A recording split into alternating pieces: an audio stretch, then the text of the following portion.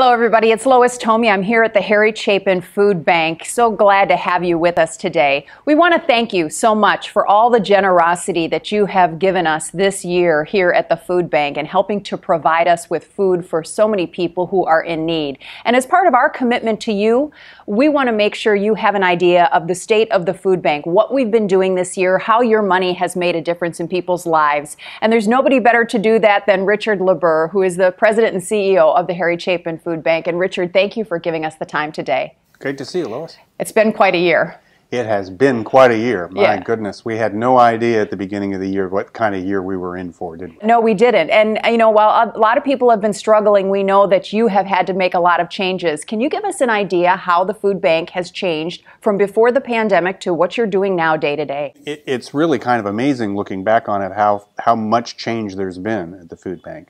Overall, we're seeing roughly double as many people as we saw before, and that has required us to change everything. We've had to change the way we operate. We've had to change partly because we're feeding so many people and partly because the virus forced us to. You can't operate in the same way in a pandemic that you operate normally. So we have instituted all kinds of new requirements around the warehouse to make sure that everybody's wearing a mask and gloves and they're physically separated. And you know, we have volunteers coming in here every day helping us pack kits. In fact, we have probably about 7 times as many kits that we're packing now as we were before the pandemic. When we're out in the community, we've had to change our entire mode of operation. I think it's a little shocking to some people to see the long lines of people at these mobile food pantries.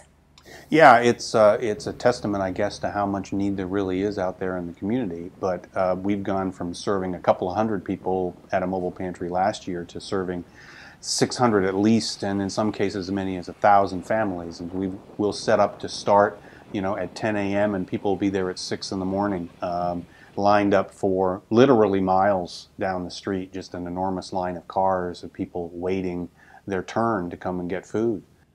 But it is a sad testament to how many people need our help. We are in Cape Coral and Immokalee and Moorhaven and Naples and Lehigh Acres, Port Charlotte. We're all over the place every week. You know, you're a safety net for the community. You've proved it in the past after things like hurricanes where you step up and feed people who are immediately in need because of job loss or extra expenses due to something like that. The pandemic really has been no different for you, right? Well, the pandemic has been like an emergency, but it's been like the world's worst and longest lasting emergency.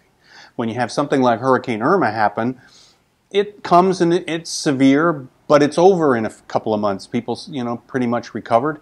And you get the focus of the entire nation to come to Florida and provide resources and help you recover. This one has been going on for months and months and months, and everybody everywhere in the country is dealing with the same issues. So, you know, we're pretty much standing on our own to take care of ourselves and people here locally. That's been a real challenge. And Richard, how long do you anticipate these types of distributions, these changes to go on? I think these changes are going to go on for another year or more. The truth is, this is an economic issue for most of the people we're serving. They're coming to us because the pandemic has disrupted their livelihood, and that has disrupted their ability to feed themselves and their family.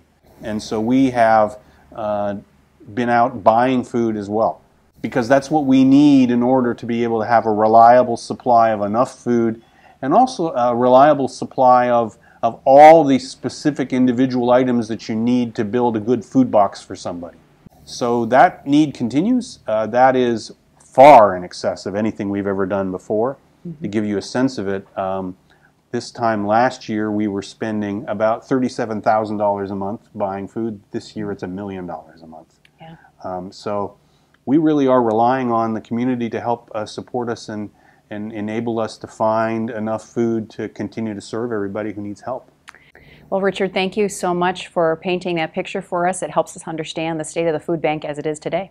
Thank you, Lois. And thank you to all of you who are watching this today. $1 million a month. Wow, that's a lot of money that we need to raise. So you know that if you make a donation today, you can make a big difference in the lives of families in Southwest Florida who are in need. And it's so easy to do that. Just go to harrychapinfoodbank.org, harrychapinfoodbank.org. And if you'd like to volunteer your time, there's a space there where you can click on and get all the information you need on how you can volunteer and help pack those boxes and make a difference for families here in Southwest Florida. Thank you so much, everyone. Have a very Merry Christmas and a Happy New Year.